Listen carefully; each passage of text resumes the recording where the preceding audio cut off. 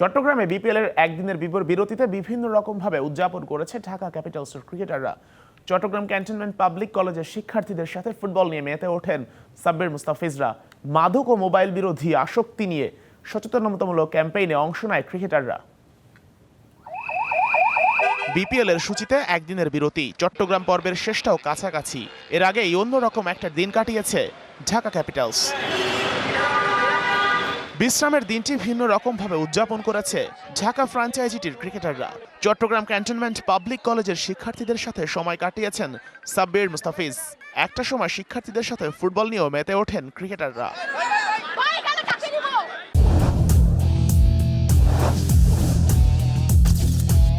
নিজেদের official Facebook পেজে Dhaka Capitals জানিয়েছে চট্টগ্রাম ক্যান্টনমেন্ট পাবলিক কলেজে অনুষ্ঠিত মাদক ও মোবাইল ফোন আসক্তি সম্পর্কে।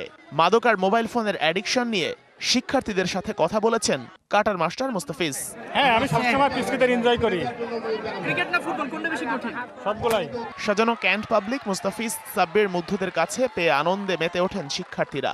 এবার বিপিএল এ চট্টগ্রাম পর্বের শেষ ম্যাচে হোস্ট টিমের বিপক্ষে নামবে Dhaka. Sheikh Ashik, DBC news desk.